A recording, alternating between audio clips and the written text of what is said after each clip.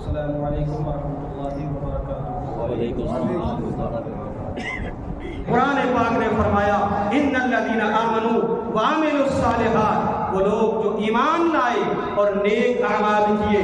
الصالحات، یہ صالح کی جمع ہے، یعنی جتنے بھی نیک اعمال ہیں وہ اسی میں آتے ہیں۔ پڑوسوں کے ساتھ اچھا سلوک کرنا یہ نیک اعمال میں آتا ہے، کسی کی غیبت نہ کرنا یہ اچھے اعمال میں آتا ہے، کسی پر ظلم نہ کرنا یہ اچھے اعمال میں آتا ہے، وطن پاک سے محبت کرنا، اپنے ملک سے محبت کرنا، اپنے ملک سے وفاداری کرنا یہ ایمان میں آتا ہے، اچھے اعمال میں آتا ہے۔ اپنوں کو برا نہ کہنا یہ بھی ایمان کا ایک جز ہے، یہ اچھا عمل ہے۔ کسی کے ساتھ برائی نہ کرنا یہ اچھا عمل ہے۔ لیکن اللہ پاک نے دو اعمال اس آیت کریمہ میں خصوصیت کے ساتھ ذکر فرمایا اقاموا الصلاۃ وآتوا الزکوٰۃ۔ جب اعمال صالحہ میں عمل الصالحات میں الصالحات جب الف لام داخل ہو گیا، تمام اعمال اس میں آ گئے، نماز اس میں آ گئی، روزہ اس میں آ گیا، زکوٰۃ اس میں آ گئی، حج اس میں آ گیا، تمام نیک اعمال آ گئے۔ لیکن اسپیشلی طور پر دو اعمال کا الگ سے ذکر کیا تاکہ دنیا والوں کو پتہ چل جائے اے لوگوں، اعمال تو سارے اچھے ہیں لیکن دو عمل ایسے ہیں جو بدنی عبادات میں سب سے بڑی سردار ہے، اس کا نام نماز ہے، اور جو مالی اعتبار سے سب چیزوں کا سردار ہے وہ زکوٰۃ ہے۔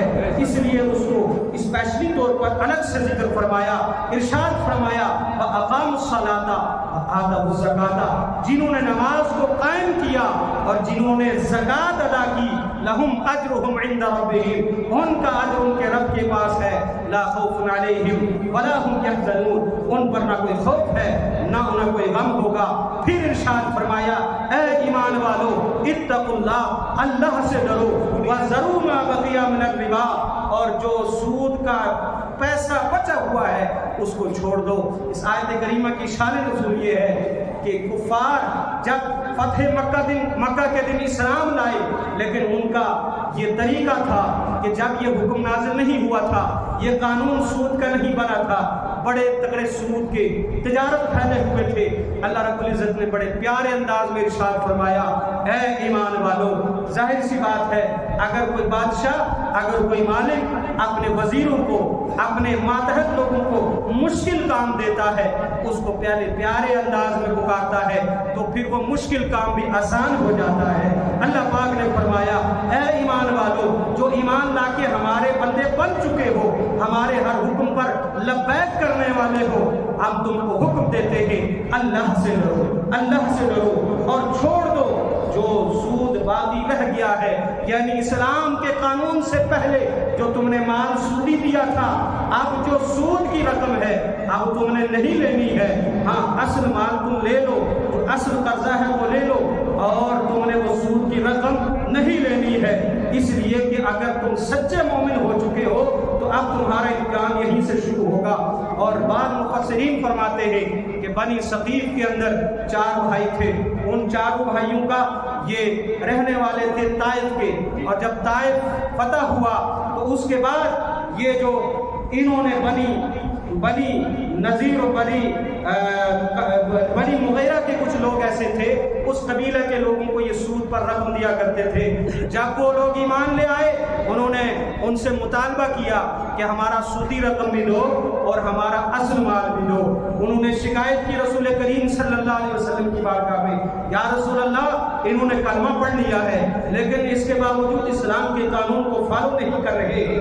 پیارے آقا صلی اللہ علیہ وسلم نے انہیں بلایا اور ارشاد فرمایا اب تم اسلام لا چکے ہو، اب تم مومن ہو چکے ہو، اگر تم سچے مومن ہو اب سود کی طرف تم نے ذہن کی طرف سوچنا بھی نہیں اس طرف کہ ہم نے سود لینا ہے، لہذا فَإِن تُبْتُمْ، اور اگر تم لوٹ کر آ جاؤ فَلَكُمْ رُؤُوسُ أَمْوَالِكُمْ، تو تمہارے لیے وہ راس مال اصل مال ہی ہے، وہی مال لے لو، لا تظلمون ولا تظلمون، نہ تم کسی پر ظلم کرو اور نہ کوئی تمہارے اوپر ظلم کرے۔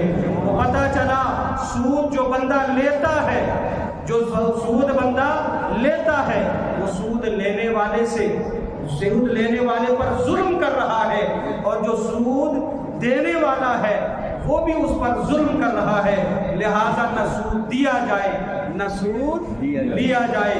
ابھی ہماری فیملی کی ایک عورت میرے پاس آئی، کہنے لگی مولوی صاحب خرچہ نہیں، سود لینے والی ہوں۔ میں نے کہا آپ کے پاس کتنی پراپرٹی ہے، کتنے آپ کے منگ ہیں، کتنی آپ کی جو ہے وہ زمین ہے؟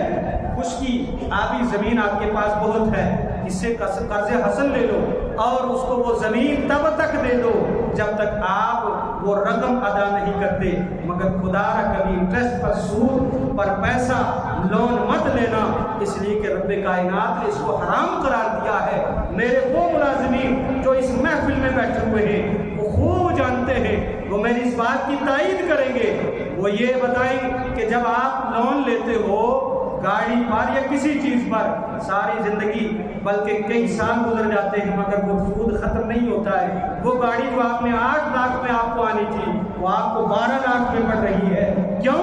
اس لیے کہ آپ نے سود پر لیا ہے۔ لہٰذا جہاں تک ہو سکے سود سے بچو، بولو انشاءاللہ سود سے بچو۔ سودی رقم کبھی انسان کو اٹھنے نہیں دیتی ہے، اور سود کو اللہ پاک نے حرام قرار دیا ہے۔ سود لکھنے والا، سود کی گواہی دینے والا، سود دینے والا، سود لینے والا، سب پر اللہ کی لعنت ہے۔ اور 2 گناہ ایسے ہیں، اب میں اپنی بات کو ختم کر کے صدر محترم کو عرض کرتا ہوں کہ وہ مائک پر تشریف لائیں گے۔ 2 گناہ ایسے ہیں کہ جن دونوں گناہوں پر اللہ پاک نے اعلان جنگ فرمایا۔ بولو کتنے ہیں؟ چوری کرو گے سزا ملے گی، زنا کرو گے سزا ملے گی، کسی کا حق مارو گے سزا ملے گی، نماز چھوڑو گے سزا ملے گی، زکوٰۃ ادا نہیں کرو گے سزا ملے گی، صاحب استطاعت حج نہیں کرے گا سزا ملے گی۔ یہ ساری چیزیں ہیں، لیکن 2 ایسے عمل ہیں، 2 ایسے گناہ ہیں، اگر یہ کرو گے رب کائنات کے ساتھ تمہارا اعلان جنگ ہوگا۔ سب سے پہلے فرمایا جو بندہ من عاد لی ولیا فقد آذنتہ بالحرب، جو بندہ میرے ولی کے ساتھ، رب کائنات کا حکم ہے، حدیث قدسی ہے، جو بندہ میرے ولی کے ساتھ دشمنی کرتا ہے میں اس کے ساتھ اعلان جنگ کرتا ہوں۔ اللہ کے ولیوں کے ساتھ پنگا نہیں لینا، اللہ کے ولیوں کی گستاخی نہ کرنا، اہل سنت و جماعت کی سچی جماعت کے ساتھ ہو جا۔ سبحان اللہ، یہ تجھے عرسوں میں لے جائیں گے۔ ابھی سائیں میرا صاحب کا عرس ہے، اگلے جون 4، 5، 6 تاریخ کو وہاں چلے جانا۔ سائیں میرا صاحب کے ساتھ دوستی لگا لو، سائیں ولیدار صاحب کے ساتھ دوستی لگا لو، سائیں جان محمد صاحب کے ساتھ دوستی لگا لو، بابا جی صاحب لاروی کے ساتھ دوستی لگا لو، خواجہ اجمیری کے ساتھ دوستی لگا لو۔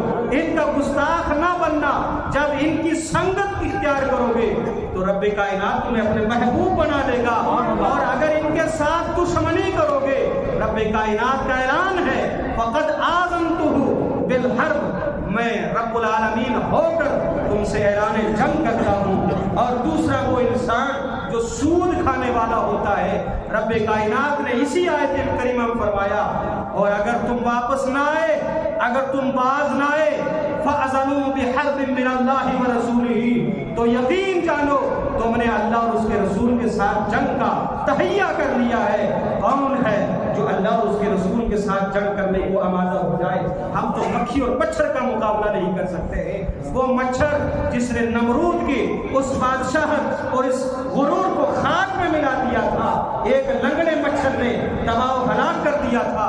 جب ایک مچھر کا مقابلہ ایک بادشاہ وقت نہ کر سکا، ماں و شمع کی کیا طاقت ہے کہ رب العالمین کے ساتھ ہم جنگ کریں گے۔ لہٰذا 2 چیزوں سے باز آنا ہے، باقی ساری بری چیزوں سے باز آنا ہے، لیکن خصوصیت کے ساتھ اسپیشلی طور پر ہم نے ایک تو اللہ کی ولیوں کی گستاخیوں سے باز رہنا ہے اور دوسرا سود سے باز رہنا ہے۔ اللہ پاک ہم سب کو حسن عمل کی توفیق عطا فرمائے۔ میرے بولنے کے دوران آپ کی سماعتوں کے درمیان اگر کوئی ایسی بات نکل گئی ہو مجھ سے یا آپ کو سننے میں ایسی کوئی بات آپ سے سرزد ہو گئی ہو جو خلاف شریعت ہو، ہم سب توبہ کرتے ہیں رب العالمین کی بارگاہ میں، استغفر اللہ تعالی رب من کل ذنب و اتوب الیہ۔ کلمہ شریف کا ورد کیا جائے، لا الہ الا اللہ محمد رسول اللہ صلی اللہ تعالی علیہ وسلم۔